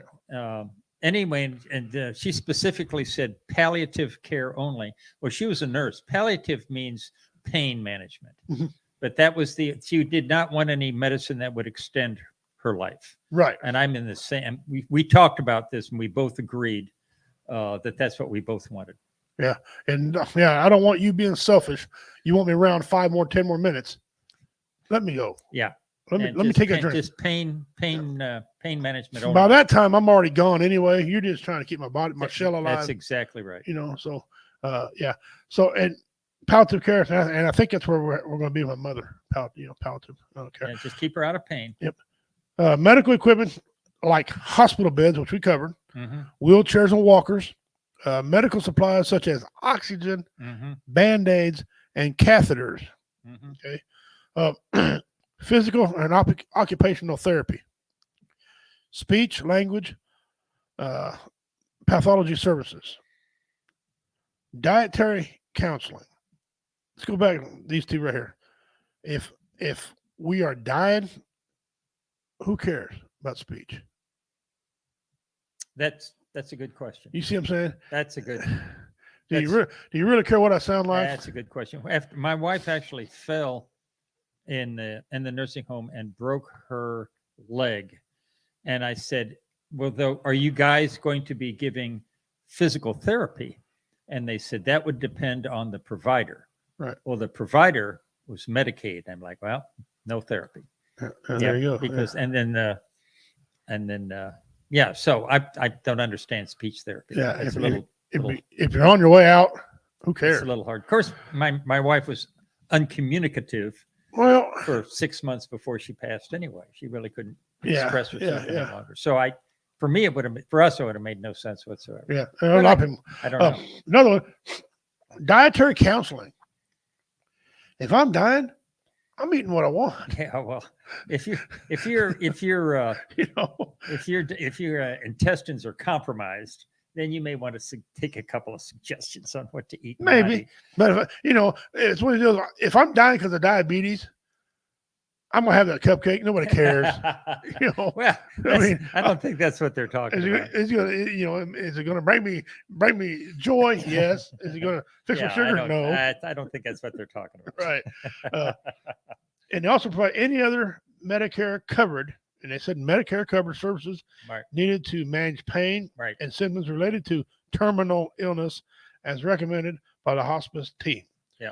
They also give you short-term inpatient care, e.g., when adequate pain and symptoms management cannot be achieved in the home setting. Okay, they were doing that to my dad's wife. They were giving her, they would turn a little knob, that little machine that went in her vein, and then just turn it, and she'd log it, So I seen that's pretty cool. That's pretty cool.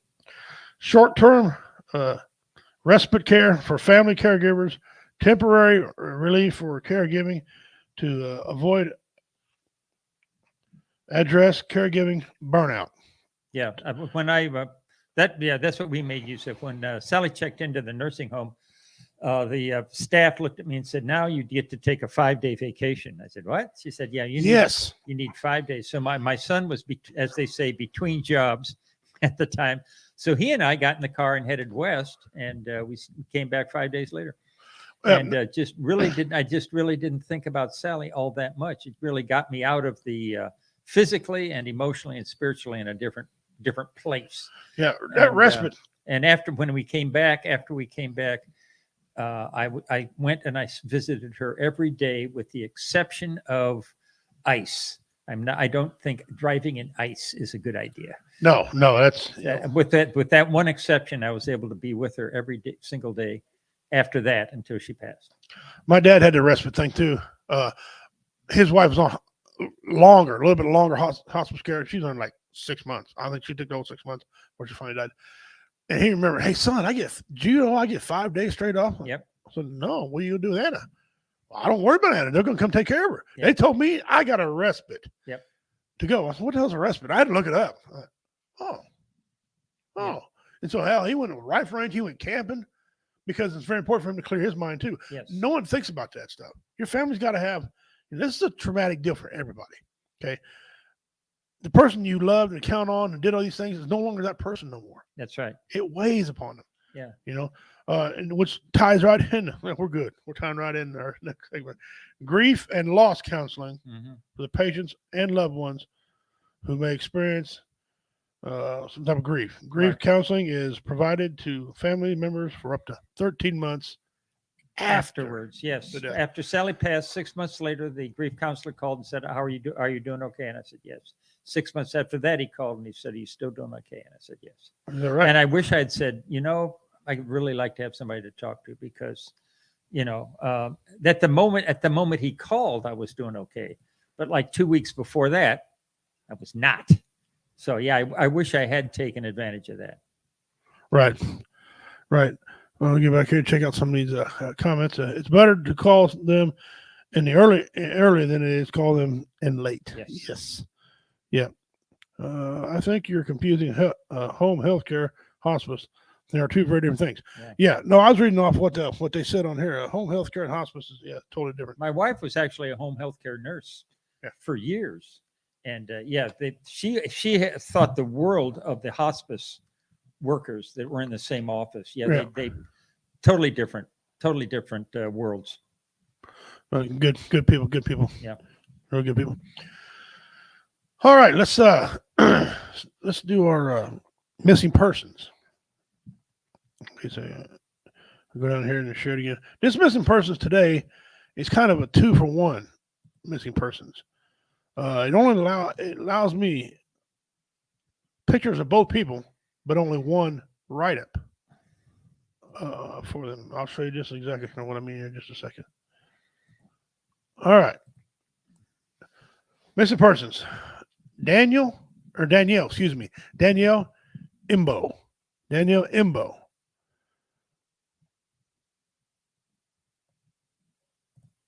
Here's a picture of what she looked like then.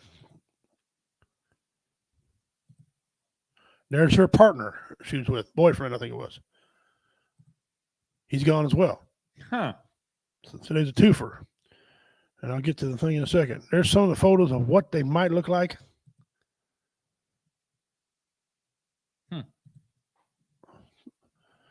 All right. Date of birth used. August 7th, 1970. So she's older than I am. She'd be 52 now. Place of birth, Pennsylvania. Hair brown, eyes hazel. She's 5'5". She weighs 117 pounds. She's also a female. Her race is white. A reward. The FBI is offering a reward up to $15,000 for information leading to the arrest, conviction of anyone involved in the disappearance of Danielle and Richard. His last name's what's that? Patron? Yeah. Remarks. Daniel may also use the name Danielle Otterbury. Some of these weird names are kind of hard. She has a tattoo of flowers on her lower back. Okay. Imbo was last seen wearing a dark colored jacket, cream colored sweater, and blue jeans. She wears 3 small silver rings with on either her left or her right middle finger. Okay, that's very important. Left or right, either one. She was carrying a two-handle black purse. And at the time of her disappearance, she has worked as a loan manager or loan mortgage processor. Details. Danielle and Richard were last seen leaving bar restaurant in Philadelphia, Pennsylvania, in the late evening hours of February 19th, 2005. Oh, It's a ways back, guys. Yep. The two were dating. They have not been seen nor heard from since that last sighting. wow. Patone's vehicle is a 2001 black over silver Mhm. Dodge with black on top. That's a different paint scheme. That's weird. Black over top. Dodge Dakota pickup with Pennsylvania license plate numbers YFH 2319 is also missing. There is a NASCAR sticker in the rear window. Tip: if you've ever seen, you got any information concerning this person, please contact local FBI office or American Embassy or Consulate. Okay. And then again, Richard Patron, they come up in the same exact time. And I don't know about you, but that sounds like a little foul play. Yeah. They're finding missing people as a result of the horrible drought in the West. Some of the reservoirs are getting so low, they're finding cars. And in one of them, they found a missing person, a young woman who'd been missing for years, obviously. And they were able to get her out of this vehicle at the bottom of the reservoir and identify her, which I'm like, how in the world could you identify someone who'd been decomposing underwater for that many years? Well, remember, it slows down underwater. Yeah, decomposing slows down. It does happen, but it slows down underwater. And you'll get the fish eating under skin. Yeah. So that's one way missing people are being found. Yeah, and sometimes it's not somebody foul play. It's just somebody been driving, and you don't know. My wife is a LTC nurse, and my sister's hospice nurse. Dean's got a family full of nurses. That's awesome, brother. You got a lot of love in your family, man. You really do. They're in water somewhere. Bet they're both within 50 miles of their last location. Send that to the Adventures right here to Adventures with a Purpose. Next week, I'm gonna write this down. Adventures with a Purpose. We're gonna talk about them because Dean Cerny is pimped these guys out to me on here numerous times. But also, I was watching the ID channel with my wife. I want to make sure I know what my wife's gonna do to me. By the way, I got a new joke I want to tell you. I just wrote. Dave, I'm gonna tell you this All right. in just a second. But I was watching it, and this name come up, Adventures with a Purpose. So I want to talk about this next week, Dean. Please don't remind me, or please remind me, Dean, if I forget. I'm sorry, brother. Good dude. All right. Before we get to this other thing, wrote a brand new joke. I'm gonna debut it right now. Uh-oh. It's not all together, but it's pretty close. Okay. Okay. All right. Let's do it. Hang on, I'm kind of sad. Hang on, I gotta get in my room. Oh, I can tell a joke while you're waiting. Would you? How like many? that? Okay. How many of you men here are married? How many married men? Married men been married? Yeah, formerly married. Yeah. We ask you guys to sit down. A couple married men, yeah. Just calm down, Well, guys. You ever really want to know if your wife loves you or not? How's that? I got a way to figure out if she loves you. All right. Take your wife to the insurance office, okay, and tell them you want to get a life plan, okay, life insurance policy. And if she says, okay, all she wants is between $8,500 and maybe $16,000, just enough to bury you, she loves you tremendously, right? And she sits down there and she said, well, maybe 25 to 50,000. She still loves you, but she's kind of thinking about that cabana boy after you're gone, okay? If she's between 50,000 and 150,000, look out. she loves you, but she loves you, but you better not speak to her too loud, okay? Now, if she sits down and she wants a million or millions, you better watch that accidental part of that policy, okay? Learn that accidental part. That's right. Yeah. I'll tell you a quick joke. A guy and his wife were talking, and the wife says, after I die, are you going to get remarried? He said, I don't want to have this conversation. We're not going to be talking. She said, no. Just Ooh. if I die, or will you get remarried? He said, yes, maybe, probably. I don't know. Maybe. Yes. And she says, okay, if I die and you get married, will you let her wear my mink coat? He said, I don't want to talk about this anymore. We're not talking. She said, just humor me. If I die, you get remarried, would you let her wear my mink coat? He said, yes. I guess I would if she were the same size. And she said, okay, if I die and you get married, remarried, would you let her use my golf clubs? And he said, no. She said, really? Why not? And he said, well, she's left-handed. Yeah. Well, he was getting married. They're on the way to the insurance office right now. Get that policy. That's right. Yeah. Well, David, it's been good to have you in here, man. It really I has. love coming in anytime. Absolutely great. Anytime. And I wasn't going to do a show today, but I said, you know what? The missing person part of her keeps me going. What if somebody's watching, happy to see that person, and they got information that can help the family? Mm-hmm. Or what if my memes are bringing joy to somebody else? That's right. So I decided You're a very gracious, kind, and loving person. I'm so glad I know you. I appreciate it, Russ. Yeah, and you can't even tell I am in pain. I've been in pain about this deal, but I've been going on, and I'm gonna continue going on because life just don't stop. So, what people don't want to hear: when you're born, you're gonna die. Mm-hmm. As you got to joke something about that. The side effect of getting old is don't die or dying or something Yes, like that. Getting old is the unfortunate side effect of not dying. Yeah, that's exactly what it is. Yeah, so the side effect of life is death. Yes. So but I was here and I appreciate. See right there. Glad you did, Pimp. I needed the show today. Oh, bless you. I hope you had, and Dean, I hope you had a good time, brother. Yeah. I hope you enjoyed the show. And like I said, I struggled all day. I took a nap. I just didn't do nothing. I struggled today by doing the show, and I did it. And I knew I had you coming on anyway. Yeah. So I said, you know what? Glad to be here. David's a good dude. So, Oh, thank you. But so enough of that. You and I've been performing.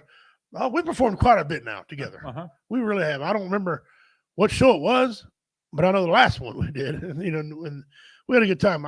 You came with me. You performed in obviously Cameron, Gallatin, Missouri, at that beautiful theater over in the nice theater. Oh, what wonderful facility! I think, yeah. And I think you went to Chillicothe with me there. Yes.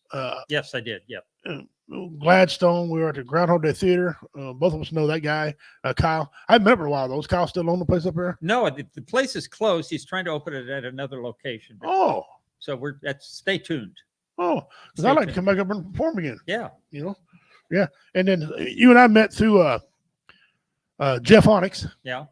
He's going to be performing at the good. too. He only does clean now. He can't do anything but clean, so that's good. So met through Jeff Onyx, and we kind of got a couple mutual friends together. We got Typhoon Panda. Okay. Yep. Amazing man. Love that. Love Typhoon. He recently recorded a comedy DVD. Yeah, see, I want to do that myself. I've got a lot of people want me to do it. Yeah. I'm thinking hardly about it. He performed at the Comedy Club of Kansas City, and he did a wonderful. Oh, he wonderful job. He does. He's very polished. Yeah, he's very funny. Yeah, that said, he's done it so much now. He can shut his eyes and do it backwards. Yeah. So so we gained Typhoon's our friend. We also from we know Richard. We performed with Richard Montano. Mm-hmm.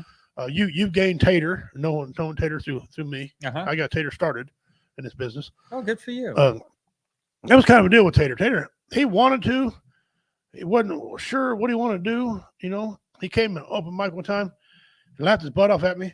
He came all the way up to the scene in Kansas City. I performed up there, the scene. Uh-huh. And he came in there and he said, "Hey, man, I want to get in this." I said, "Man, I love how you bounce it around. I love how you transition to one or another."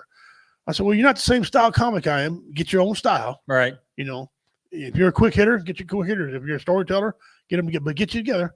Come see me in Cameron, and I'll give you 5 minutes on stage. And so he texts me, says, "Man, I'm nervous. I don't know if I can do it." Well, you can and you can't. You can and you can't. So we're having open mics here in town. We're down to Papa Sweets. And you performed down there with me too. Yeah, that's a nice facility. Too bad it's closed down. Oh, really? Sorry. That closed down because couldn't find no people to work. Closed down. Yeah. That happens a lot. That's been all over. Yeah. He come in there and he's like, I said, man, you got to speak up, dude. So he didn't do very well. That old Mike, upstairs. When we used to have a room upstairs here, come here and he killed it. I kept giving courage. And I wrote down. I made a few subtle changes. Then I said, you kind of telling your punchline first. The funnier part of that joke, is up here. That's not good. Kind of move it. He said, "Do you think?" I said, "Yeah." And so he did. He did well. He got his 5 minutes. He did great. I had him out here at the Elks Lodge in Cameron, and he messed the joke plumb up. No one knew it, but he did it so well. He put the premise and the punchline and tag in the back, the punchline in the center, and then he said it wrong. It was extremely funny like that. Talking about being a Kelligan man, hey Kelligan man, yeah. But he said it all wrong, and they were just dying laughing. And he was getting mad, but he calmed down because they were laughing about it. He came up and said, "I messed it all up." I said, "Yeah, but they don't know it." Yeah, they don't know. That's the thing. If you make a mistake, that's first. They've never heard it. He got a standing ovation. I said, "You didn't do much wrong," And so ever since then, he took off, and he performs well. He does a great job, and just love Tater. We performed with several other people over the years. You and I haven't. You're gonna meet Roy. Roy's one of our hosts on one of our shows on his network. And you're gonna like Roy. Him and Typhoon. I met him. Typhoon was supposed to do a show with me outside. It was an outdoor show outside of Cameron here. They had llamas or alpacas. Alpacas.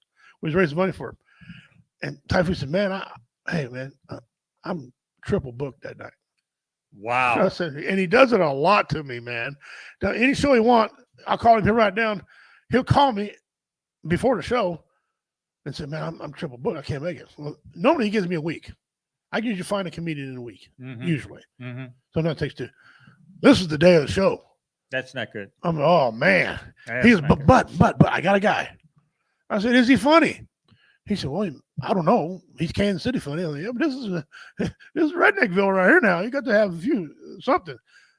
Well, I'll send him down. So we'll send him down. I need him. He come up, man. He was nervous. We had to drive way out in the country. It was Roy who was drove way out in the country. He's getting nervous. He goes, "Man, I'm going out here a bunch of rednecks in the country. There's no lights. Yeah. Black people, we like lights." Okay, see, he pulls up in there, and one of the guys walking to him says, "Here to perform?" Roy said, "I stopped." He said, "I don't know. This guy's spitting tobacco and wonder if I want to perform." Yeah, is Pimp here? "Oh, yeah, he ain't back." "What's he look like?" "Oh, he's the big dude, the curly hair. That's him." So he comes around there and walks up to me, kind of had his hat and said, "You Richie?" "Yeah, who are you?" "Roy." "Oh, hey, Roy, you going to perform?" "Yeah, I thought you guys were going to rape me out here." No. I said, "No, man." No, I said, "That time now, this ain't deliverance." No, not tonight. This ain't deliverance. So he's performing. That's Thursdays. Yeah. He was doing a good job on stage, and they bring the alpacas out right when he's performing. He's never seen an alpaca in his life, right? Oh, no. He stopped. He just gave up his bit. He started making jokes about alpacas and stuff like that. The man flowed. He did a great job. He just flowed with him. Oh, that's great. It was awesome. He was scared to death of that alpaca. He said, "Man, I hope they don't spit on me." Yeah. I don't know. Llamas spit. I don't know. Do alpacas spit? Yeah, they're mean little bastards. Yeah. Oh, they do? He said, "I'm gonna tell you what." He goes, "I'm a Raiders fan. If that thing spits on me, I'm gonna think it's Pat Mahomes. I'm going after it." And see, they got curly hair on top. See, Pat Mahomes. That is. So we had a good time with Roy. There's somebody should do an alpaca Patrick Mahomes picture like you had on before. Yeah, like John Travolta and start mixing with animals. Yeah. I'll do the voiceover. Andy Reid gives me the football, right? And my job is to throw the football down the field and touchdown. That's what we do. I met him up at St. Joe. Really? Yep. Oh, when he was training camp? Yeah, in the training camp, right? And he goes, I was doing that, and I was overdoing it to a couple of people. Somebody ran off real quick and brought him over. He said, "Hey, I heard you've been talking like me." And I said, "Oh, I can do it." I did it. He goes, "Hang on." He went and got his wife, Brittany. Oh, seriously? He said, "Do it again." I do it. He goes, "That's good." I said, "You're not Kermit the Frog." He goes, "That's what I'm trying to tell him." I said, "This is Kermit the Frog. Miss Piggy and I, it's Kermit the Frog. That's Kermit the Frog right there." Right. He's like, "Yeah, I've been trying to come here. Will you tell these guys that?" So he was having a good time with that, and I was messing around with him and stuff. He goes, "Oh, do it again." He said, "Do it again." I do him again. He goes, "Man, don't you be calling order stuff off Amazon." No, I won't be. No Amazon. That's a great story. But so that's pretty cool. I got to meet him. Funny. Alpacas are just midget camels with bad haircuts. Yeah, they are. They're cute though. Those big eyelashes. Very cute. Very Well, cute. I don't know about the cute part, but yeah. We're getting down to the end of the show, so I want before we get out of here, I want to remind you all one more time of some of the announcements we got. Obviously, we got Warrior Fest. Mixology's backed out. They got another gig. It's paying because this is all voluntary work. Right. They're getting a paying gig. Don't blame them a bit. Not mad at them. They gave me some time. I wish they told me before I made a flyer, but anyway, that's nothing I can do about it. So Mirage KC is going to play the entire show. Maybe if I can't find another band by that day, they'll play the whole show. So times down here may change, except David Scott. He's first. He won't change because the band don't go until 7. So the first 3 comedians should be correct on there, and those are our clean comedians. Those are family friendly clean comedians. Okay. Then you got Mirage KC playing. Reg is supposed to play at 8:30. Then you had David Tater Spray, Richard Montano, and then Mixology was going to play, and I was going to be 11 o'clock. Well, if they play from 7:30 to whatever, the comedians will be backed up a little bit. That's what's going to happen there. So, that being said, it's going to be a good time. Come on out there. November 5th, like we talked about, Memorial Ride. I can't wait for this. I get to show my auctioneering skills again. I did probably 30, 40 auctions here the last 5 years. I do small private ones. I enjoy doing it. And I've been practicing. So, John Griffin Memorial Ride, November 5th, 2022. Registration starts at 10 a.m. Riders start at noon. Okay, ride starts at noon. Ride length is a 50-mile round trip, starting and ending at the Stewartsville Firehouse. Auction to follow. Free will donation lunch provided. $20 per vehicle. $10 for additional rider. Mm-hmm. Okay, so if you and your vehicle show up, that's $20. And if you're bringing your wife or your buddy, that's $10 more for every rider you bring. All right, call Christy Martin for details. 816-294-7824. Again, that's for John Griffith Memorial Ride. He was a Marine who committed suicide at 29 Palms, California. He was getting ready to get out, and he just, and that's a big thing about suicide. People don't really want to stay in the military, but they don't want to come back here to this. People not get along, can't buy things. Just, It's scary. It's a scary transition. it's a scary thing, and they don't want to be part of it. So then they do this, and I really wish the person would have noticed. We'd have had him dying. We'd have made him laugh, and and if the common's not his thing, I know bands. Take him to a concert. Sure. Let him, so we offer a variety of services. It's sad. So his mom needs some support, and we're going to give the lady all the support that she needs. Cameron Festival of Lights, November 26th, 2022. Look this up, man. They're going back to Whoville. Welcome to Whoville. If you guys ever seen How the Grinch Stole Christmas, it's kind of neat. I watch it with my grandkids. That just sounds like a lot of fun.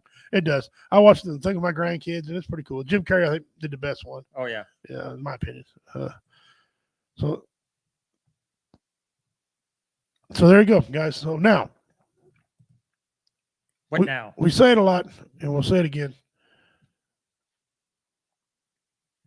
You're not going to make it here. I appreciate it, Carl. Man, that's all right, though. I might go live with it, Carl, if they got your internet hooked up down there. If they don't, then obviously not. I'll try to go live with my phone when we give away the mystery box so Dean and them guys can see if they won. But if their internet's working, though, I'll pack up all the stuff and we'll take it down there and hook it up. So that being said, guys, you are not worthless. You have value, unless you're a child molester. You have value. Love your family. Let bygones be bygones. It's over. Okay.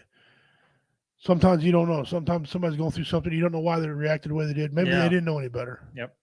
Maybe it's the way they were taught. We don't know. So that being said, with a heavy heart, I'm here to tell you, love your family. Let things go. I'm glad I did. Really. Glad I did.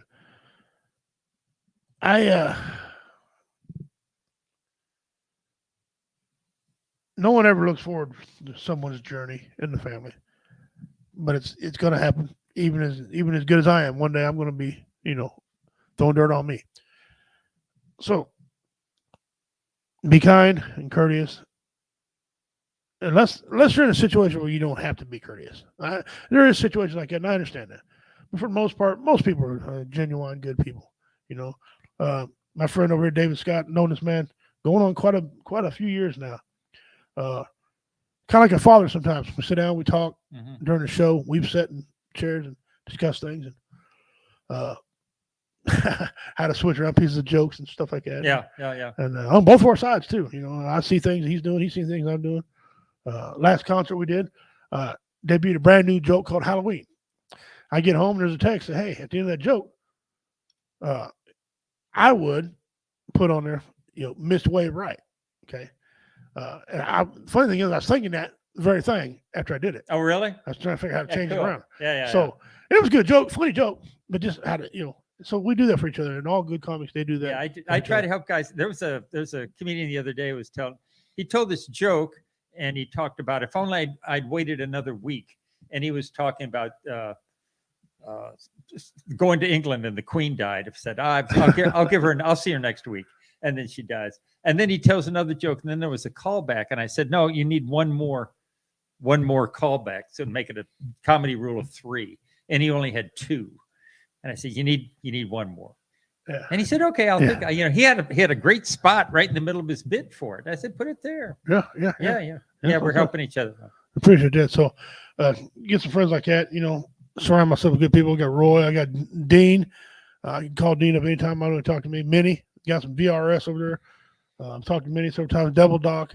My brothers over at BV Nation. Really love them guys. Those are the ones you signed the DVD for. Your signed DVD went out to them. They love it. Oh, great. They think you're a funny guy. Oh, great. They love you, and they want you to come out to Oregon sometimes and put on a show. I would love to do that. If you ever, and they want me to try to set up a show and bring you, me, and Roy out there. Now you're talking. They'd spend a lot of money to come see us. So we're going to try to work on some of those things. Absolutely. Let's do it.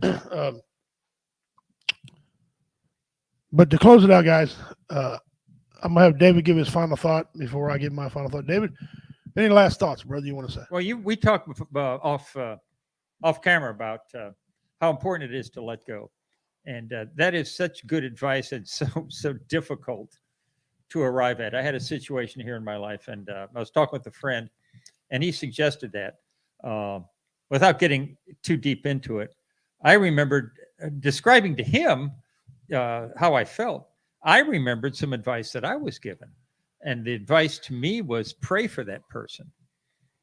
And I said, well, I don't know what to pray. And then they said, well, pray for the son of a bitch. And I'm like, all right, now you're talking. That I can do. So, but that is such a good solution, but so very difficult to arrive at. I said, I know I should be doing this, but man, that's hard. And so we talked about the importance of, like you say, letting bygones be bygones, which is a great idea, wonderful concept, but so very difficult to get to that destination. So I really admire you for putting in the time and effort to get there. It's wonderful. It took me a while. Oh yeah. It's not yet. If everybody could do it overnight, but they would. Yeah. But no, it's very tough. I'm glad I did, because I didn't want to be one of them guys who 5 years from now, like, damn it, I wish I had took time to say something to my mom. Woulda, shoulda, coulda. Yeah. Well, I did. And so when she goes, I'm all at peace with it. Good. So anyway, it's coming. So I'm going to try to continue doing some of these shows. And if I take a break, just understand, guys, it ain't you. I'm just trying to get my head right. It's coming to the time where I got announced that the last Tuesday in November, I forgot the date. Sorry. Last Tuesday in November is my last show until January. I'm taking all of December off like I do every year. Okay. So my fans, wait on me. Don't go nowhere. I will be back. We're going to rewrite some stuff. Commander and I are going to see if he wants to re-up his contract. See if Devil Dog wants to do more with me. Get David Scott lined up to come back with us, in January. On and on, of course. So I will be taking a break the whole month of December. I will be off like I usually am. Normally we do the right after Warrior Fest, but I'm not going to do right after Warrior Fest. I'll go ahead and wait till the end of November. So that being said, guys, you're not worthless unless you're a child molester. You know how I feel about you all. I don't have no use for child molesters. You're worthless. Love yourselves. Love one another. love your mate. You have value. There's things that you can do that a lot of people can't do. Okay, Dave and I have the God-given ability to make people laugh, but our styles are different. Okay, we still bounce things off each other because a piece here might fit here. Okay, but we have differences, and I make it a point to let drama and grudges when someone is sick or dying after I never talk about that person again. Don't see a problem with that, Dean. David and I make people laugh. I have the God-given ability to fight. Some people don't think that's a big thing, but it is to some people. I have the ability. I've studied 6,000 martial arts in my life. I'm proud of that. I was a champion of MMA for a little bit. I fought heavyweight, super heavyweight, and believe it or not, I fought light heavyweight because I was light at one time. Okay, but I had one. I got so big. One guy said, "You want to wrestle sumo?" I don't know what he was trying to tell me. Wow. I don't know what he was trying to tell me. That's but, a little extreme. Yeah, I mean, this asshole. guy's checking at like 400 pounds. Don't they? 350? Yeah, Good gravy. I mean, I hit 305. And I heard all these fat jokes come at me. Probably, he was just mad because I moved better than he did. That's right. He wants you to take up another sport. Yeah. Butthead. But so anyway, yeah. And, what I'm trying to say is, it's hard for me to struggle. What I'm trying to say is, love you guys very much. Thanks for tuning in to us. I'll be back Tuesday. I'll be short commander for a half day. He's a half day. He has to go upstairs and do finances. So that being said, on behalf of David Scott, on behalf of everyone here at the W Entertainment Network, I'm Richie King, Bad Man of Comedy. I'm going to be dropping the Redneck Pimp for some shows and transition over from that. Just a business decision. It's nothing personal. I'm just going to be known as the Bad Man of Comedy. I figure some venues won't have me in because of the pimp part, which pimp means person, magic, position. Right. Idiots. But anyway, but that's not yet. But right now, I'm still Redneck Pimp, Bad Man of Comedy, saying so long. God bless y'all. The weather's starting to change. Do what you got to do. Dress warm. Dress accordingly. If you drink, drink. If you smoke, smoke. If you pray, pray. May the Great Spirit bless you and keep you, and His face shine upon you. Dona Dog Ahoy. Usta Usvi.